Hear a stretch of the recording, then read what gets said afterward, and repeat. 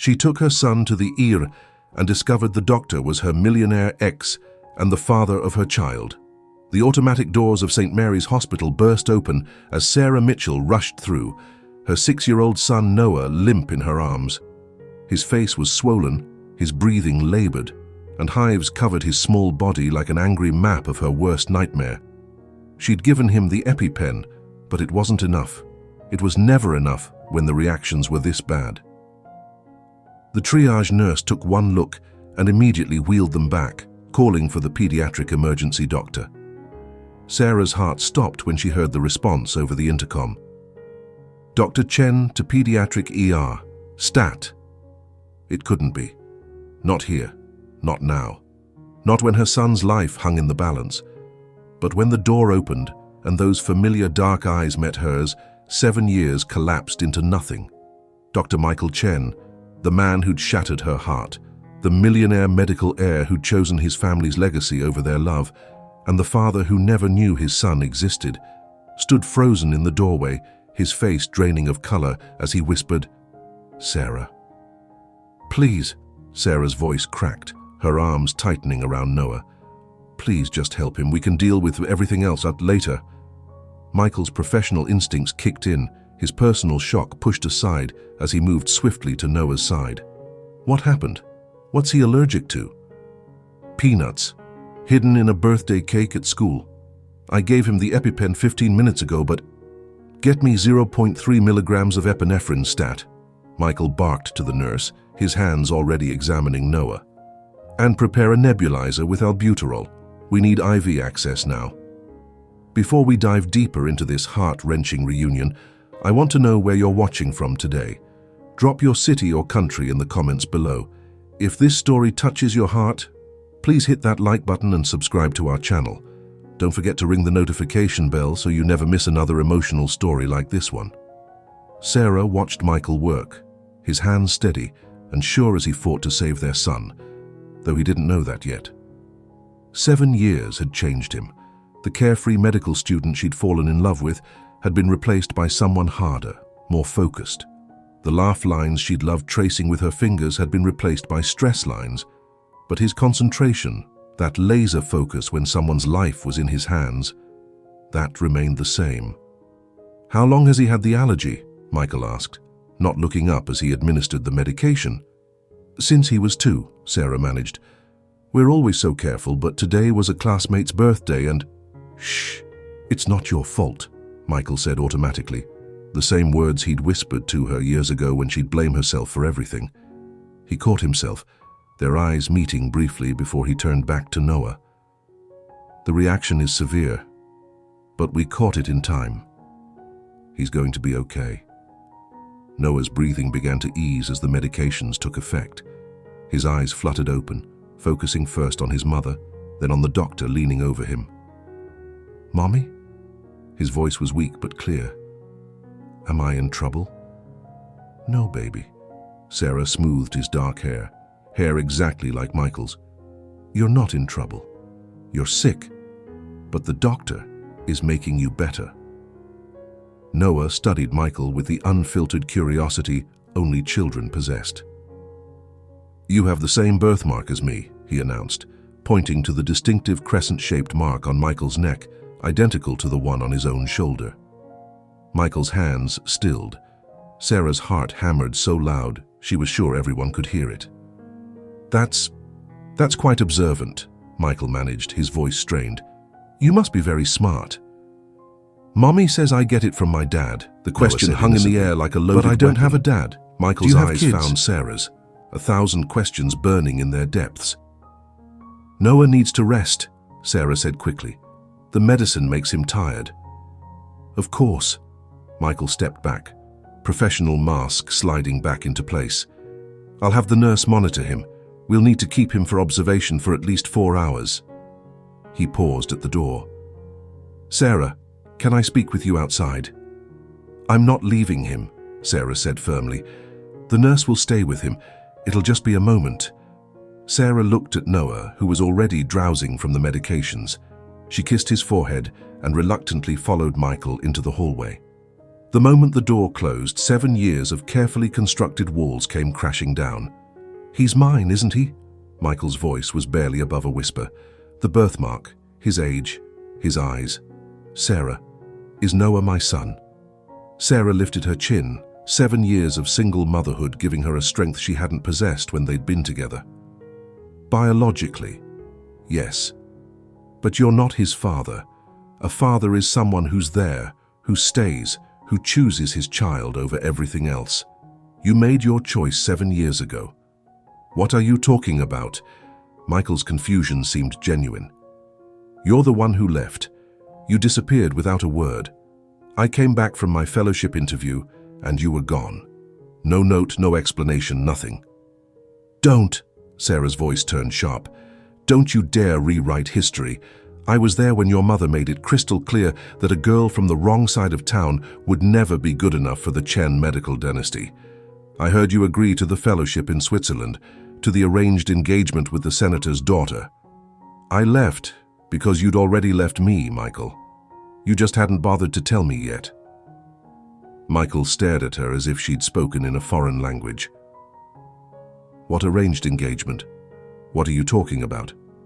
"I went to Switzerland for the fellowship, yes, but I went hoping you'd come with me.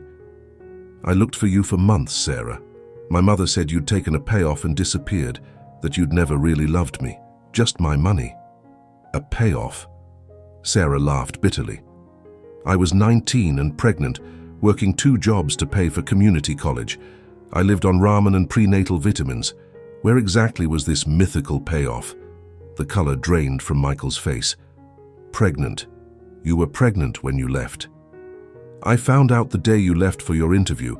I was going to tell you when you got back, but then your mother showed up at my apartment with her threats and her contempt and her certainty that I was nothing but a gold digger.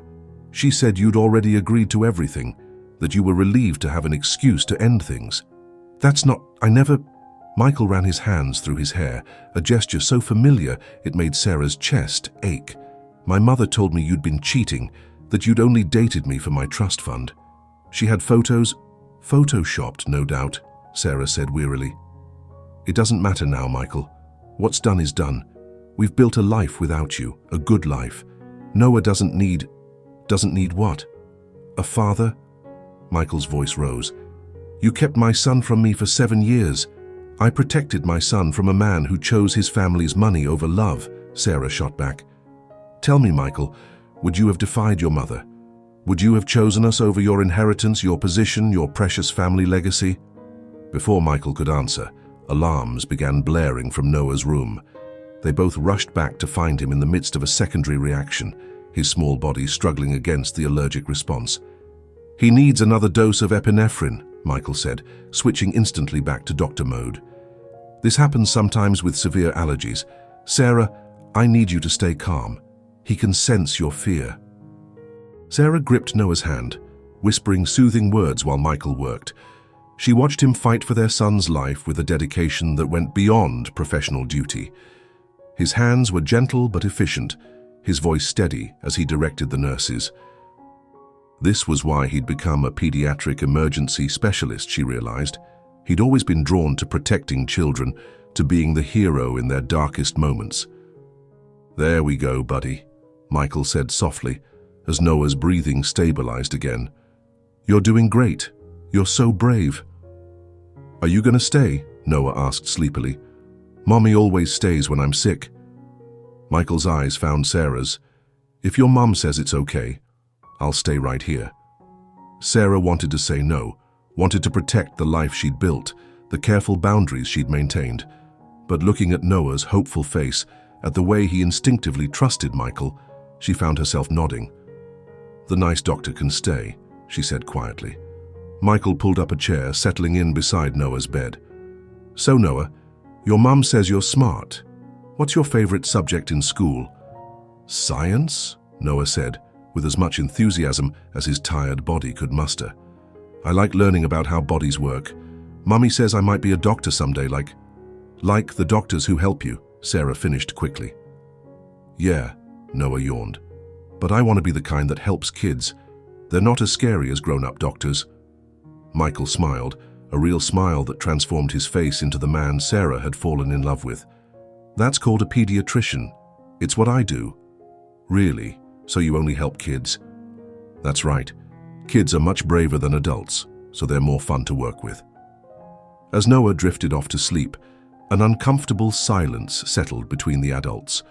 Sarah could feel the weight of unspoken words, unanswered questions, and years of pain filling the space between them. "He's incredible," Michael said finally. "Smart, brave, kind. You've done an amazing job, Sarah." "No thanks to you," she said, but the words lacked venom. She was too tired, too emotionally drained to maintain her anger. "I want to know him," Michael said. "I want to be in his life. I've already missed so much." "You missed everything," Sarah interrupted. "First words, first steps, first day of school. Every fever, every nightmare, every scraped knee. You missed it all because your family's approval mattered more than we did." "That's not true," Michael insisted. "Sarah, I need you to understand something. I never chose them over you, never. My mother, she lied to both of us. She manipulated the situation to separate us. I found out years later that she'd paid someone to create those fake photos, that she'd intercepted my letters to you. Letters? Dozens of them. I wrote to you every day for months, sent them to every address I could find. She had someone at the postal service returning them all." Michael's voice was thick with old pain. "By the time I found out it had been 3 years, I thought you'd moved on. I tried to do the same." "Did you?" Sarah asked before she could stop herself. "Move on?" Michael looked at their sleeping son. "I thought I had. Threw myself into work, became the doctor my family wanted me to be, but I specialized in pediatric emergency medicine, Sarah. Do you know why?" She shook her head. "Because every child I saved, I pretended was ours. The baby we talked about having someday, I've been searching for you in every patient's parent for 7 years." He laughed bitterly. "The irony is, my mother's so proud of my specialty. She thinks it's because I want to carry on the family medical legacy. She doesn't know it's because I've been mourning the family I lost. Michael." Sarah's carefully constructed walls were crumbling. "I never married the senator's daughter," he continued. "Never married anyone. My mother's tried to set me up dozens of times, but I couldn't. It felt like betraying you, which I know sounds insane after all this time." "It's not insane," Sarah whispered. "I couldn't either. Date, I mean. I told myself it was because I was too busy with Noah and work and school, but every time someone asked me out, all I could think was that they weren't you." The admission hung between them, 7 years of pain and loneliness condensed into a single truth. "Mommy?" Noah's voice interrupted. "My throat hurts." Sarah immediately moved to his side, checking his temperature with practiced ease. "It's probably from the breathing tube, baby. The doctor had to help you breathe better." "Did I do good?" Noah asked, looking between Sarah and Michael. "You did perfect," Michael assured him. "So good that I think you deserve a popsicle. Would that help your throat?" Noah's eyes lit up.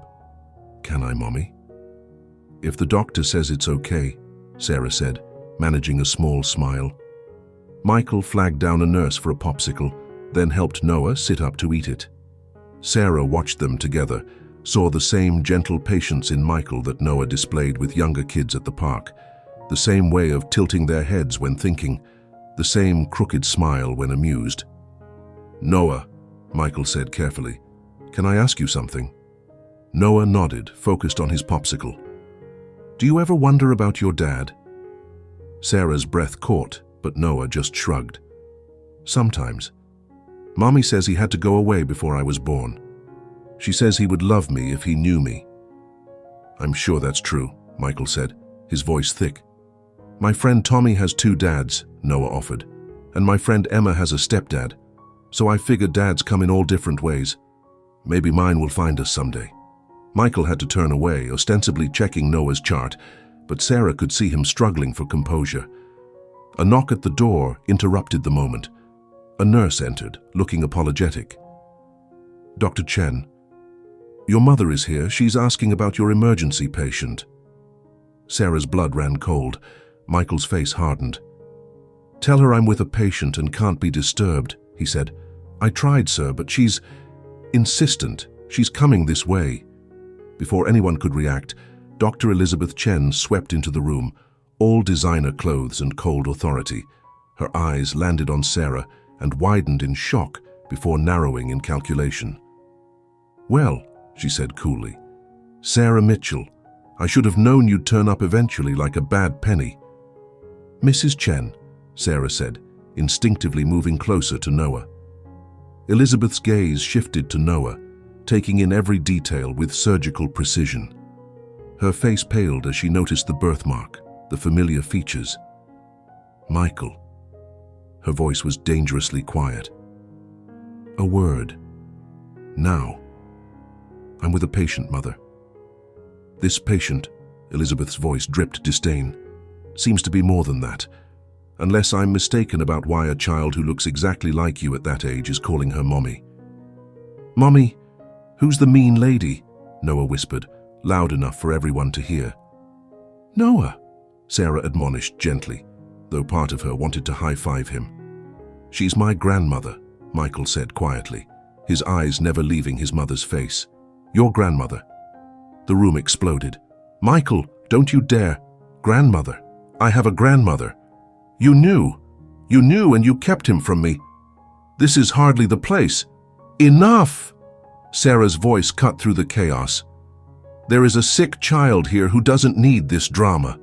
Mrs. Chen, if you can't control yourself, leave. Michael, we can discuss custody arrangements later. Right now, Noah needs rest and quiet." "Custody arrangements?" Elizabeth laughed coldly. "You think you can waltz back in after 7 years and make demands? I'll bury you in lawyers, girl. No court in the country will give custody to a single mother who kept a father from his child." "Mother," Michael's voice was sharp. "That's enough. You've done enough damage." "I've protected this family," Elizabeth snapped. "Protected you from her grasping—" "You lied," Michael cut her off. "You lied to me. You lied to Sarah, and you cost me 7 years of my son's life. Get out!" "Michael, get out!" The authority in his voice was absolute. Elizabeth drew herself up, gave Sarah one last venomous look, and swept from the room. Noah was crying now, scared and confused. Sarah gathered him close, whispering soothing words while glaring at Michael over his head. "I think you should go too," she said quietly. "Sarah, not now, please. He's been through enough today." Michael looked like he wanted to argue, but Noah's tears decided him. "I'll be back to check on him in an hour. We need to talk. Really talk." After he left, Sarah held Noah until his tears subsided. "I'm sorry, baby. The grown-ups were being too loud. Is that really my grandmother? She's mean." "She's complicated," Sarah said diplomatically. "But you don't have to see her if you don't want to." "Is Dr. Michael really my dad?" Noah asked, his 6-year-old mind putting pieces together with startling clarity. Sarah's heart broke. She'd planned to tell him someday, when he was older, when she could explain it all properly. Not like this, in a hospital room with emotions running high and the past crashing into the present. "Yes," she whispered, "he is." Noah was quiet for a long moment, processing this information. "Why didn't he find us before?" "It's complicated, baby. Sometimes grown-ups make mistakes and hurt each other, even when they don't mean to, but it doesn't mean he doesn't love you." "Do you love him?" The question, asked with such innocent directness, made Sarah's eyes fill with tears. "I used to. Very much. But not anymore." Sarah didn't know how to answer that. How could she explain that love didn't just disappear, that it could lie dormant for 7 years and then roar back to life with a single glance?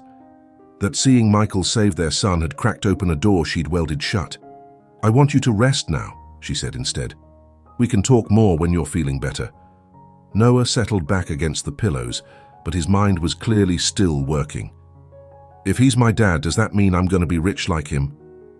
"Noah Mitchell, we don't care about money. We care about people being kind and good." "I know," Noah said. "But Tommy's dad is rich and he has a pool. Can we get a pool?" Despite everything, Sarah laughed. Let's focus on getting you better first, okay? As Noah drifted off to sleep again, Sarah let herself really think about what had just happened. Michael knew about Noah now. His mother knew. There would be no going back to their quiet, simple life. The Chen family had money, power, and influence. If they wanted to take Noah, her phone buzzed with a text from an unknown number. "This is Michael. I got your number from your admission forms. I'm in my office when you're ready to talk. 3rd floor, room 312. Please, Sarah, we need to figure this out." Sarah stared at the message, torn between the need to protect Noah and the recognition that Michael deserved answers. And maybe, just maybe, she deserved some too. An hour later, with Noah stable and sleeping, a nurse watching over him, Sarah made her way to the 3rd floor. The pediatric wing was decorated with murals of fairy tales and superheroes, so different from the sterile emergency room. She found room 312 and knocked softly. "Come in." Michael's office was a mix of professional and personal. Medical degrees and awards covered one wall, but the others were filled with photos of young patients, thank you cards, and children's drawings. Her eyes caught on a framed photo on his desk, their college graduation day, her laughing at something he'd whispered, both of them young and hopeful and unaware of what was coming. "You kept it," she said softly. "It was all I had left of you," Michael replied. He looked exhausted, the events of the day wearing on him. "Sarah, please sit. We have so much to talk about." She sat across from him, the desk between them like a barrier of lost years. "Tell me about him," Michael said. "Tell me everything I missed." So Sarah did. She told him about the pregnancy she'd faced alone at 19, working at a diner until the day she went into labor. About Noah's first cry, how he'd come out looking so much like Michael, it had broken her heart all over again. She told him about sleepless nights and first smiles, about scraping together money for baby food and celebrating when Noah took his first steps in their tiny apartment. He said, "Mama," at 10 months, she continued, lost in memories, but his second word was why. And he's never stopped asking questions since. He wants to know how everything works, why things are the way they are. Just like me, Michael finished. "My mother says I drove her crazy with questions as a child." "He's brilliant," Sarah said with maternal pride. "Already reading at a 2nd grade level. His teachers want to test him for the gifted program. But he's also kind, Michael. He shares his lunch with kids who forget theirs. He stands up to bullies. He's everything good." "Because of you," Michael said. "You did that alone. You raised an amazing child while I was being the doctor your family wanted," Sarah finished. "I saw the articles, you know. Dr. Michael Chen, youngest head of pediatric emergency at St. Mary's. Your mother must be so proud." "My mother," Michael's voice turned hard, "is about to learn what it means to cross me. Sarah, I need you to know I'm not that scared 25-year-old anymore. I have my own money now, my own reputation. She can't control me. But she'll try, especially now that she knows about Noah." "Let her try," Michael said fiercely.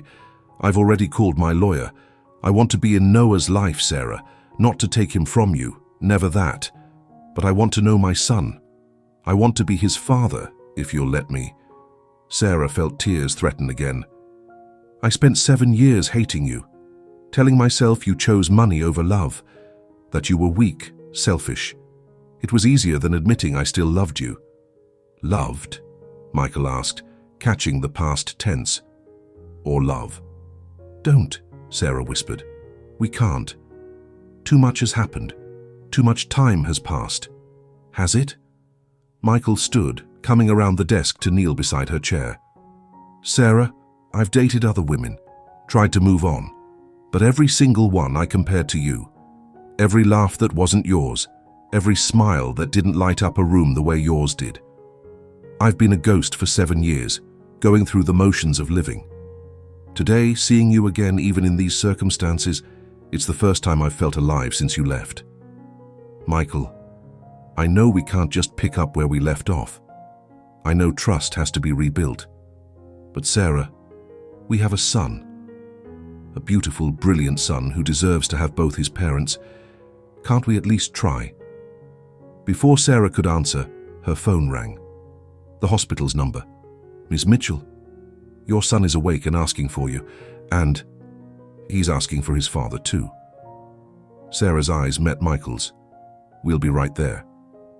They walked back to Noah's room in silence, but it was a different kind of silence than before.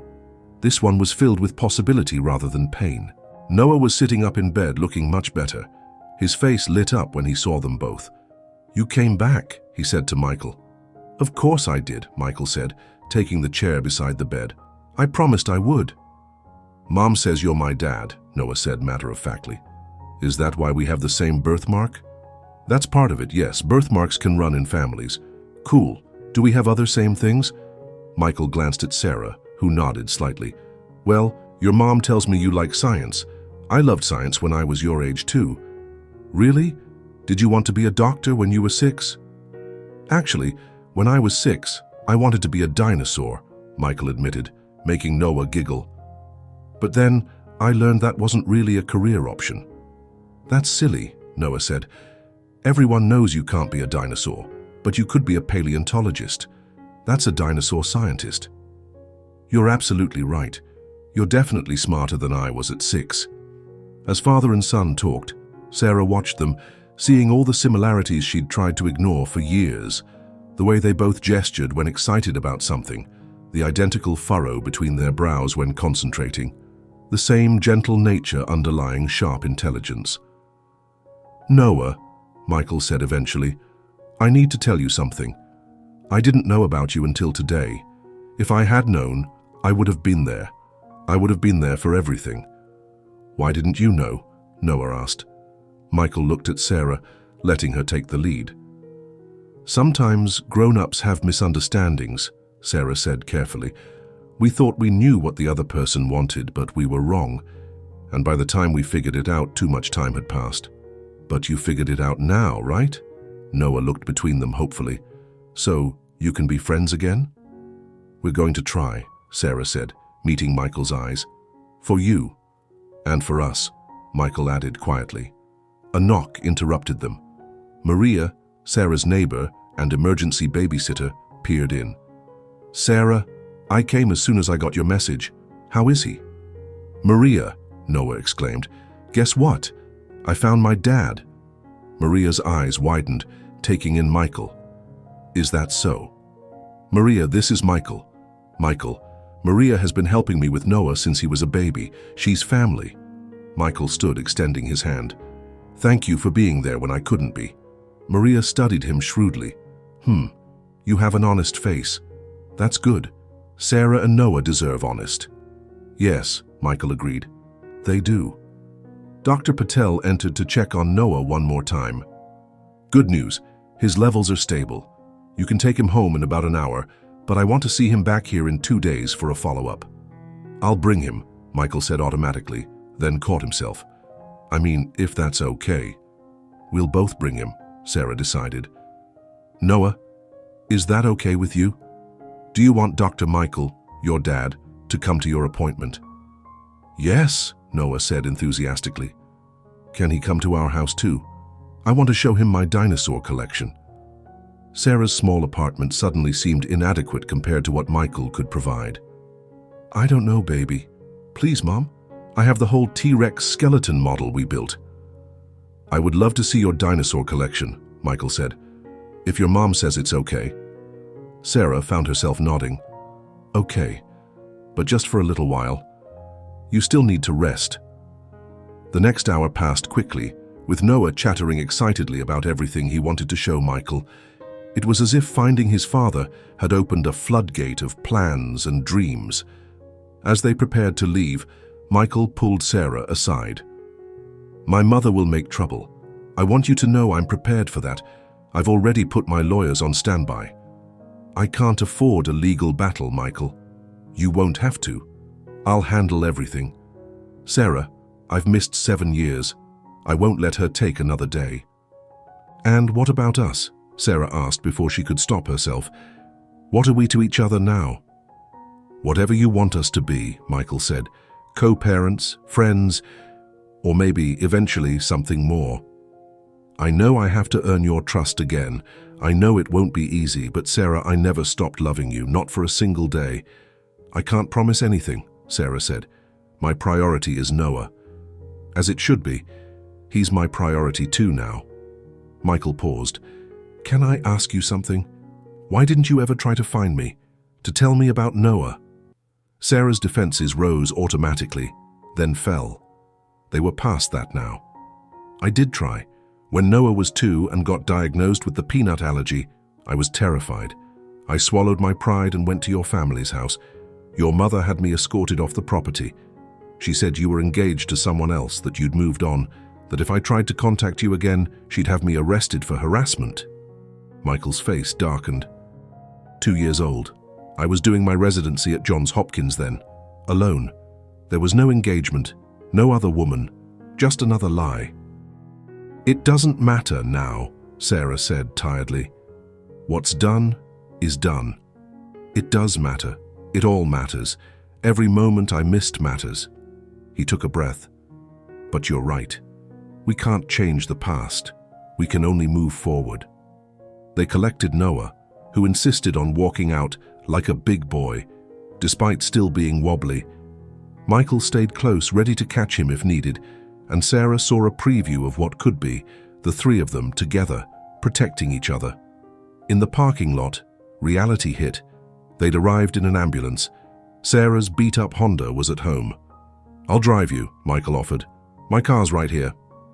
Sarah expected a flashy sports car, something that screamed wealth. Instead, Michael led them to a sensible SUV with high safety ratings. I bought it last year, he said, almost embarrassed. I know it's not exciting, but I transport a lot of young patients' families, and I wanted something safe and comfortable. It was so perfectly Michael, the Michael she'd known who thought of others before himself, that Sarah had to blink back tears. The drive to her apartment was filled with Noah's chatter. He pointed out his school, his favorite park, the library where Mom takes me every Saturday for story time. Michael absorbed it all, asking questions, learning the geography of his son's life. When they pulled up to Sarah's building, a modest complex that had seen better days, she braced for judgment. But Michael just said, I lived in a place like this during med school. The neighbors were great. Ours are too, Noah piped up. Mrs. Rodriguez makes the best cookies, and Mr. Park fixed my bike when the chain broke. They climbed the 3 flights to Sarah's apartment, Noah insisting on showing Michael the right way to avoid the creaky steps. Inside, Sarah saw her home through Michael's eyes, small but clean, every corner utilized, Noah's artwork covering the walls. This is nice, Michael said and seemed to mean it. Cozy, lived in, my place is. He trailed off. Boring, Noah suggested innocently. Noah, Sarah admonished. No, he's probably right, Michael laughed. I haven't done much decorating. Maybe you can help me with that sometime, Noah, after you show me these dinosaurs I've heard so much about. Noah practically dragged Michael to his tiny bedroom, eager to share his treasures. Sarah followed, watching as Michael sat on the floor, giving Noah his complete attention as he explained each dinosaur, their names, what they ate, how they lived. This is Rex, Noah said, holding up a particularly battered toy. He's my favorite. I've had him since I was really little. Mom says I used to carry him everywhere. He looks well loved, Michael said. The best toys always are. Do you have any toys from when you were little? Her few, my mother saved them. Maybe I could show them to you sometime. Cool. Noah yawned widely. Can you stay for dinner? Mom makes really good spaghetti. Noah, your dad probably has to get back to work, Sarah said.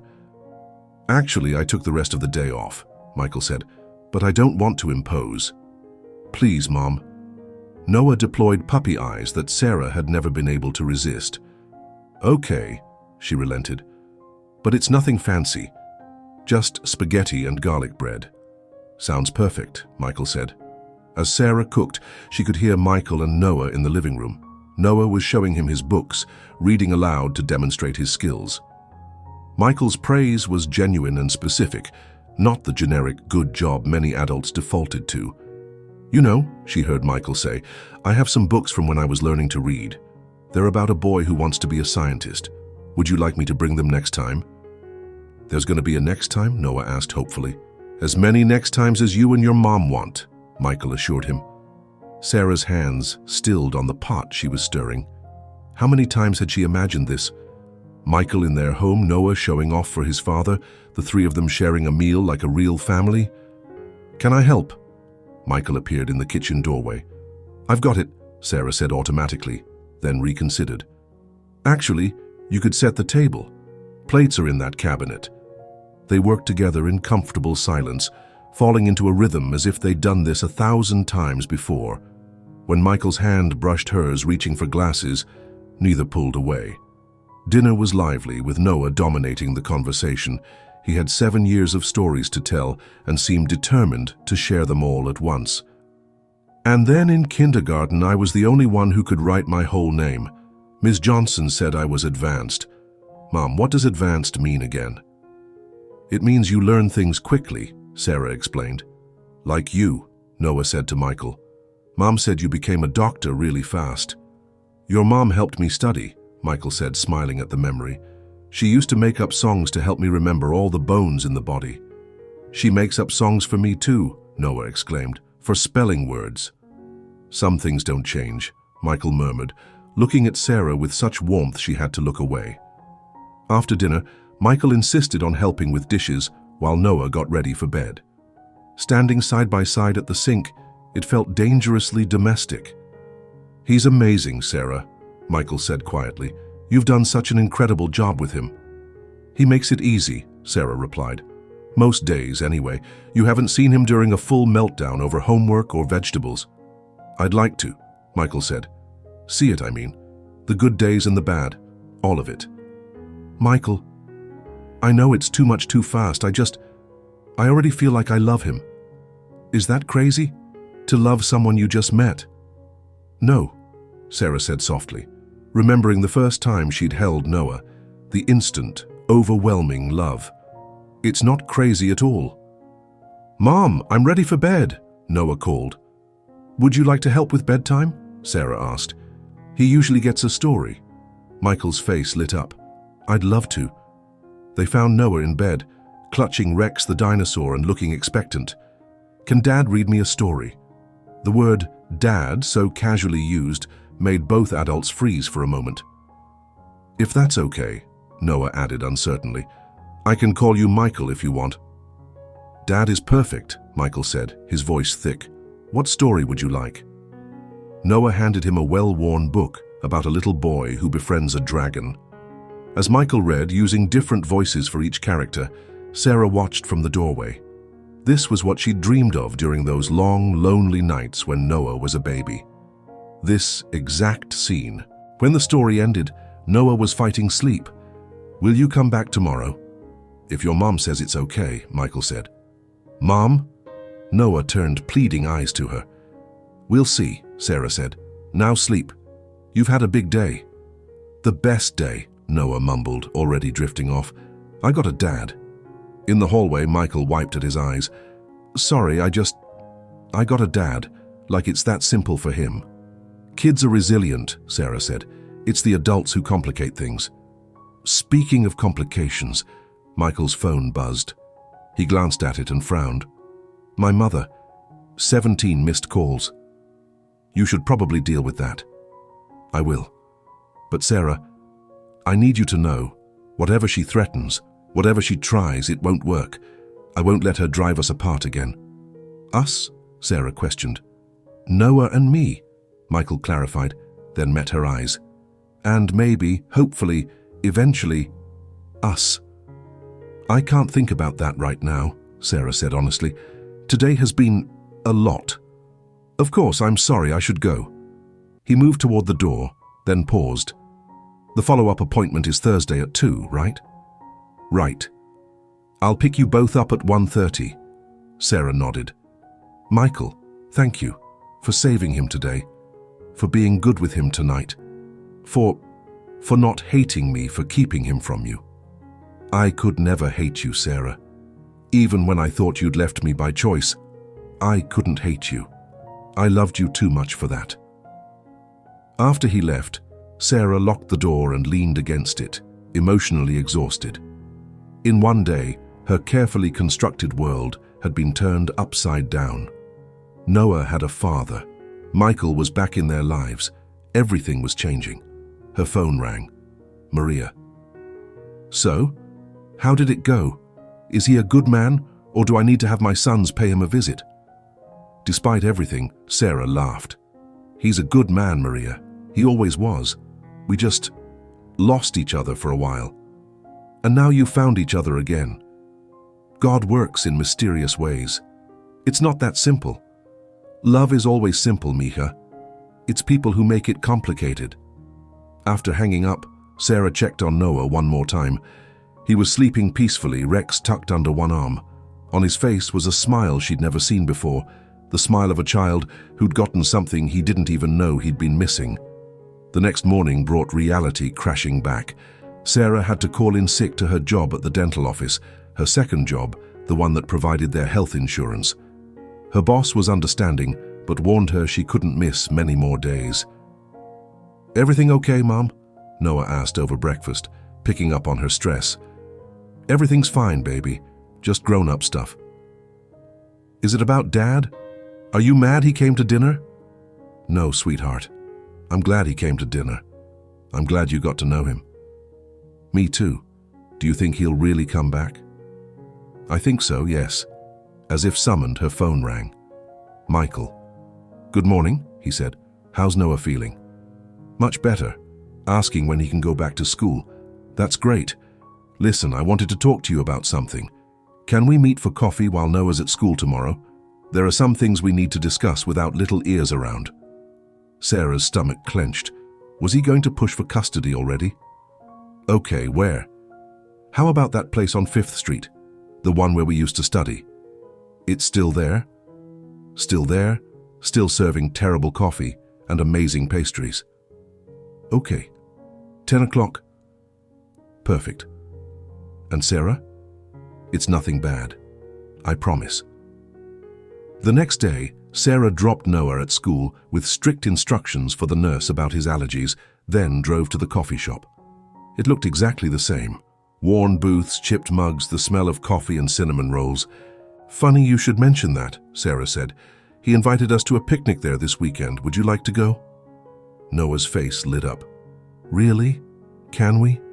If you're feeling up to it." "I'm feeling great. Can I tell Jimmy I have a dad now? He didn't believe me." Sarah's heart ached at the casual cruelty of children. "Of course you can tell him." "Good. Because he said I was making it up. But I'm not. I have a dad, and he's a doctor, and he saves kids." The pride in Noah's voice made Sarah's decision. Whatever her complicated feelings about Michael, Noah deserved to know his father, to be proud of him, to have what other kids took for granted. The picnic was on Saturday. Friday night, Michael came for dinner again, this time bringing dessert from the fancy bakery downtown. "You didn't have to do that," Sarah protested. "I wanted to. Besides, I remember someone having a serious weakness for their chocolate cake." "That was a long time ago." "Some things don't change," Michael said, watching her eyes light up at the familiar box. During dinner, Noah chatted about the picnic, what he would wear, what games they might have. His excitement was infectious. "There's usually face painting," Michael said, "and a bouncy castle.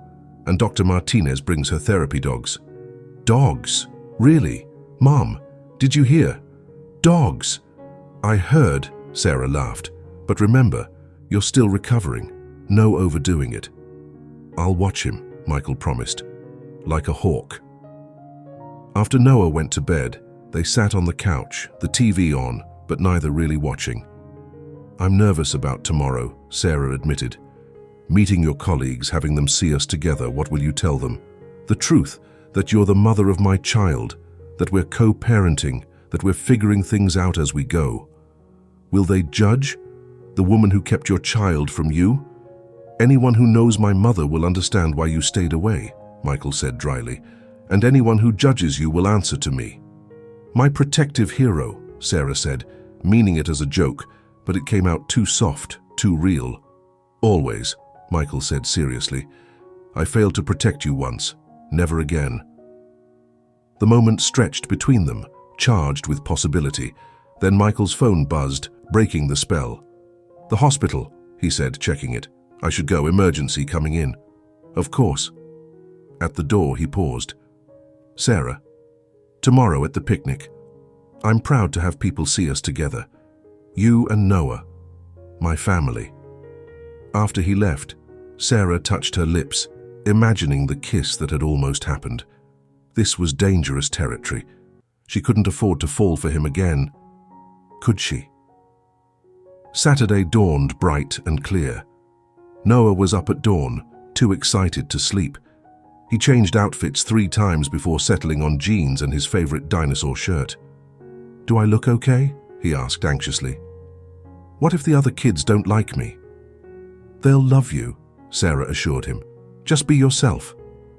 Michael picked them up in the SUV, having installed a top-of-the-line booster seat for Noah. "Safety first," he said, almost embarrassed by his thoroughness. "It's perfect," Sarah said, touched by his attention to detail. The hospital looked different in daylight, decorated with balloons and banners. Families were everywhere, doctors and nurses with their children, administrative staff, even some patient families who'd become part of the hospital community. "Dr. Chen!" A little girl ran up, hugging Michael's legs. "You came." "Of course I came, Rosie. How are you feeling?" "All better. Look, no more tubes." The girl showed off her tube-free nose proudly. "That's wonderful. Rosie, this is my friend Noah and his mom Sarah." "Hi," Rosie said brightly. "Dr. Chen is the best doctor ever. He saved me when I couldn't breathe." "Did he save you too?" "Yeah," Noah said shyly. He did. As Rosie ran off to play, Michael explained she'd been his patient for 2 years, severe asthma that had finally gotten under control. "She loves you," Sarah observed. "The feeling's mutual. She's a great kid." He looked around the picnic. "Come on, let me introduce you to some people." The next hour was a whirlwind of introductions. Michael's colleagues were warm and welcoming, many expressing delight at finally meeting the woman who's put that smile back on Chen's face. "We were starting to think he'd become a permanent bachelor," Dr. Martinez confided to Sarah. "It's good to see him happy again." "We're just co-parenting," Sarah said automatically. Dr. Martinez smiled knowingly. "Of course you are. That's why he's been walking around the hospital humming for the past 3 days." Noah, meanwhile, was having the time of his life. The face painter turned him into a dinosaur. He'd bounced in the castle until Sarah made him take a break, and now he was petting the therapy dogs with pure joy on his face. "Mom, look! This one knows tricks." Sarah took approximately 1,000 pictures, wanting to capture his happiness. When she looked up, she found Michael watching them with an expression that made her heart skip. "What?" she asked. "Nothing. Just this. You two here. It feels right." Before Sarah could respond, a familiar voice cut through the crowd. "Well, well, the happy family." Elizabeth Chen stood there in designer clothes completely inappropriate for a picnic, her face a mask of cold displeasure. "Mother," Michael said, his voice carefully neutral. "I didn't expect to see you here. I'm on the board, as you well know. I couldn't miss the annual picnic." Her eyes fixed on Noah, who had shrunk against Sarah's side. "And this must be my grandson." "Mrs. Chen," Sarah said, instinctively protective. "Ms. Mitchell," Elizabeth's tone could have frozen fire. "Or is it Mrs. Chen now? Have you managed to trap my son into marriage as well as fatherhood?" "Mother," Michael's voice held warning. "It's a legitimate question. After all, she's clearly quite skilled at manipulation. Keeping a child's secret for 7 years, then conveniently showing up when—" "Enough." Michael stood, placing himself between his mother and his family. "You will speak to Sarah with respect or you will leave. Your choice." "My choice?" Elizabeth laughed coldly. "You're giving me ultimatums? I'm your mother." "Yes, you are. And you lied to me. You lied to Sarah. You cost me 7 years of my son's life because you couldn't accept that I loved someone you deemed unsuitable. So yes, I'm giving you ultimatums. Respect my family, or lose access to all of us. Michael, be reasonable. I am being reasonable, more reasonable than you deserve. Noah, Sarah, we're leaving. But the picnic's not over, Noah protested. We'll have our own picnic, Michael promised, somewhere more fun. As they walked away, Elizabeth called after them. This isn't over, Michael. That girl is after your money and I'll prove it. Michael stopped, turning back. The only person who's ever cared about my money, Mother, is you. Sarah loved me when I was a broke medical student. She raised our son alone rather than come begging for support. She's worth 10 of you, and if you can't see that, it's your loss. They left the picnic, Noah confused and upset by the confrontation. In the car, Sarah tried to explain. Sometimes grown-ups disagree about things, she said carefully. She was mean to you, Noah said. I don't like her. She's just protective of your dad, Sarah said, trying to be diplomatic. No, Michael said firmly. Noah, your grandmother has some wrong ideas about people. She thinks money is more important than love, but we know better, don't we? Yeah, Noah agreed. Love is way more important. Right, Mom? Right, baby. Michael drove them to a park by the lake, stopping to pick up sandwiches and fruit from a deli. They spread a blanket under a tree and had their own impromptu picnic. This is better anyway, Noah declared, feeding ducks with his leftover bread. No mean ladies here. As Noah played by the water's edge, carefully supervised, Sarah and Michael sat on the blanket. I'm sorry about my mother, Michael said. I thought she'd at least behave in public. She's not going to give up, you know. She'll make things difficult. Let her try. I meant what I said. She's lost her power over me. Over us. He paused. There is an us, isn't there, Sarah? Not just as Noah's parents, but... Sarah watched their son chase ducks, his laughter carrying on the breeze. I don't know, I want there to be, but I'm scared, Michael. We've already hurt each other so much. We were kids then, Michael said. We let other people dictate our lives. We know better now. Do we? I do. He took her hand. Sarah, I know we said we'd just be friends, co-parents, but watching you these past few days, seeing you with Noah, remembering what we had, I'm falling in love with you all over again, or maybe I never stopped. Michael, you don't have to say anything. I just needed you to know. I'll wait as long as it takes. Years if necessary, because you're worth waiting for. You both are. Sarah felt tears prick her eyes. I'm falling too, but it terrifies me. What if we mess it up again? What if we hurt Noah? Then we don't mess it up, Michael said simply. We communicate. We trust each other. We put Noah first always. We learn from our mistakes. You make it sound so easy. It's not easy, but it's simple. I love you. I love our son. I want to be a family, real and messy and complicated and wonderful. Mom, Dad, look! Noah ran up, holding a perfect skipping stone. Can you teach me how to skip it? They spent the next hour teaching Noah to skip stones, their laughter echoing across the water.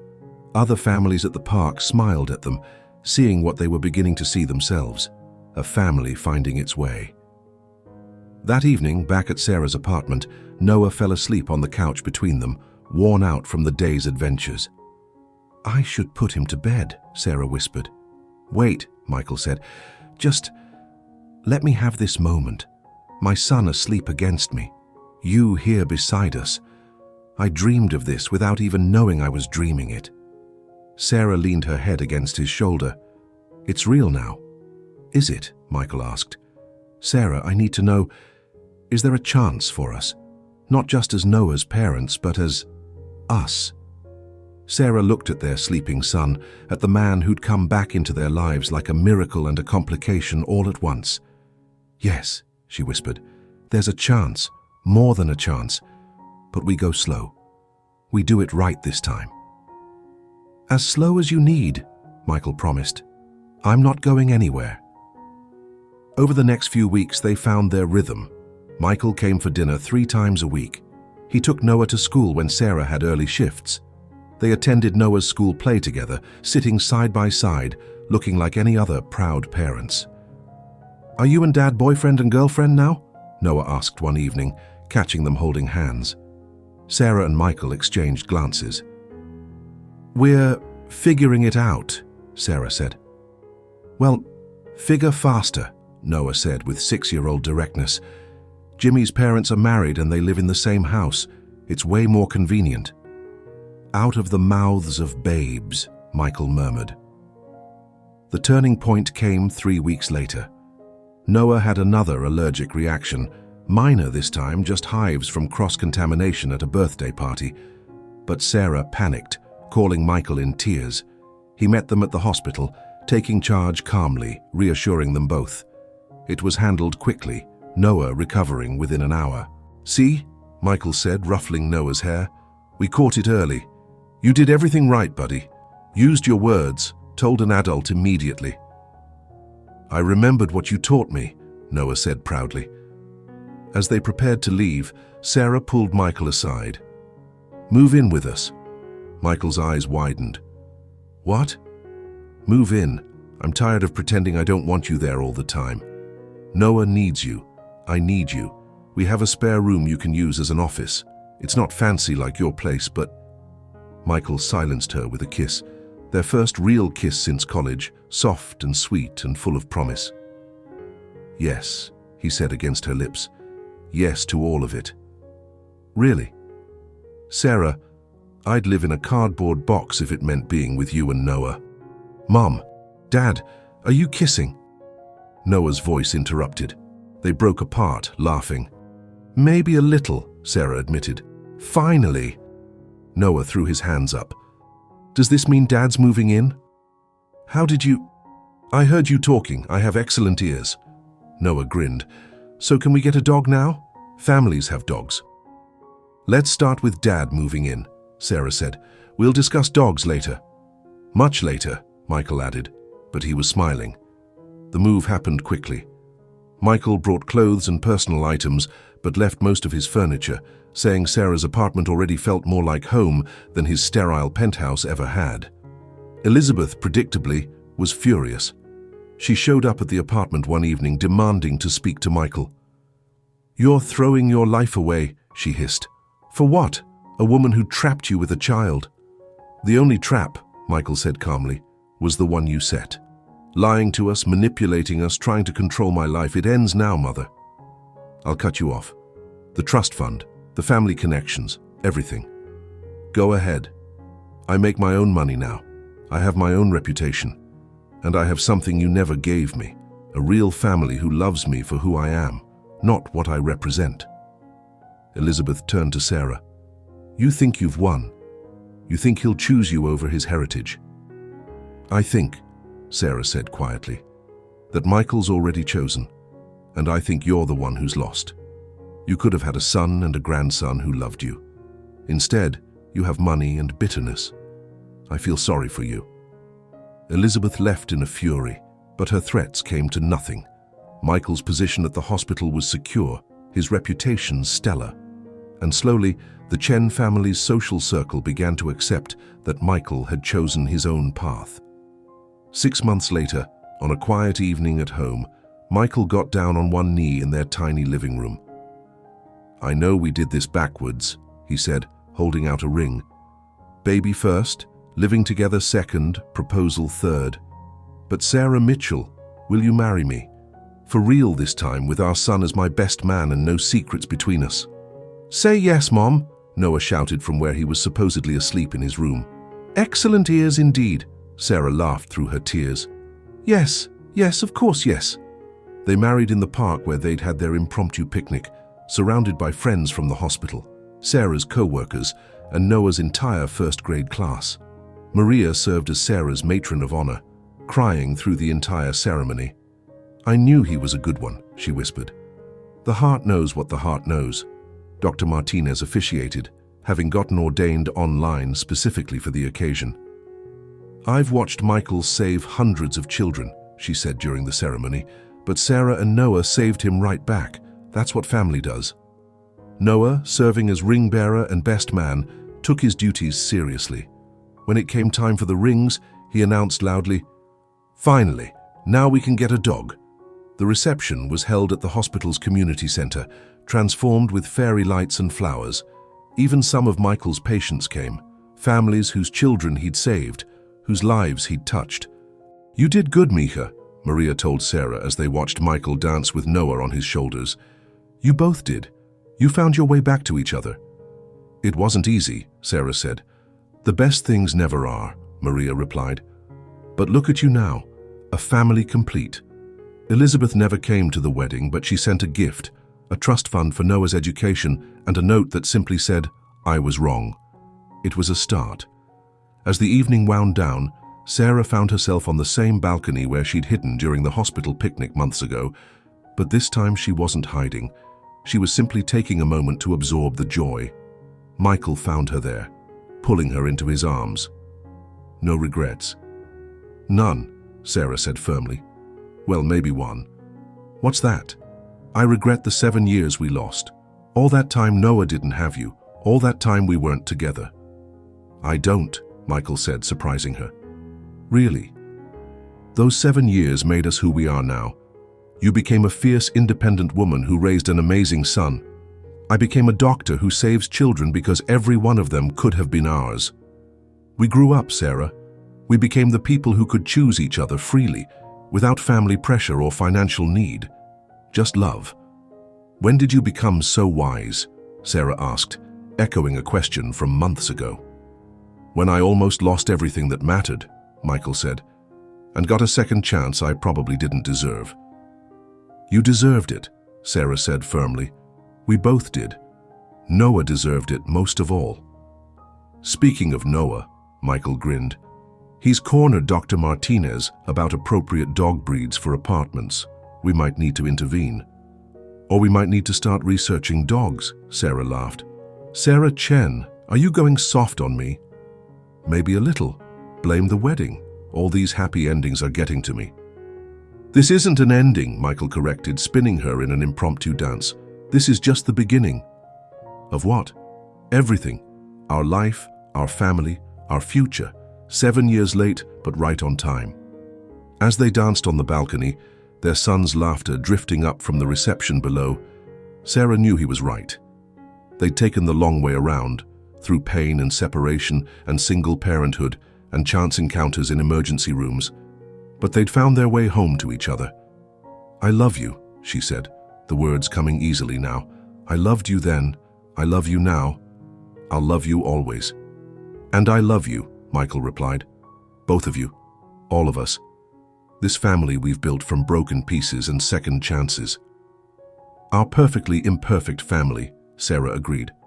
"Mom, Dad," Noah's voice called. "They're cutting the cake, and Dr. Martinez says we can talk about dogs next week." "We've created a monster," Michael laughed. "The best kind of monster," Sarah said, taking his hand. "Come on. Our son is waiting." They walked back into their reception, into their life, into their future. The emergency room doctor and the single mother, the boy who'd found his father and the father who'd found himself. Not a fairy tale, but something better, a real story with a happy beginning. And somewhere in the hospital where it all started, in the pediatric ward where miracles happened every day, a new family photo joined the wall of success stories. Michael, Sarah, and Noah Chen smiling at the camera, proof that sometimes the best families are the ones that find each other when they need each other most. The photo's caption, written in Noah's careful first-grade handwriting, said it all. "My mom brought me to the hospital sick. We found my dad. Now we're a family. The end. P.S. We're getting a dog." It wasn't the end, of course. It was just the beginning of their happily ever after, messy and medical emergencies and all. But that's a story for another day. For now, it was enough that a mother's desperate rush to the ER had led to a father's second chance, a son's complete family, and a love story worth waiting for. Sometimes the best prescriptions aren't written by doctors at all. Sometimes they're written by fate, delivered by chance, and filled by the heart. And sometimes, just sometimes, they heal everything. If this story touched your heart, please take a moment to subscribe to our channel and share it with someone who needs to hear it. Remember, second chances do exist, families come in all forms, and love has a way of finding us when we least expect it. Thank you for watching, and remember, The best love stories are the ones that teach us to never give up on happiness.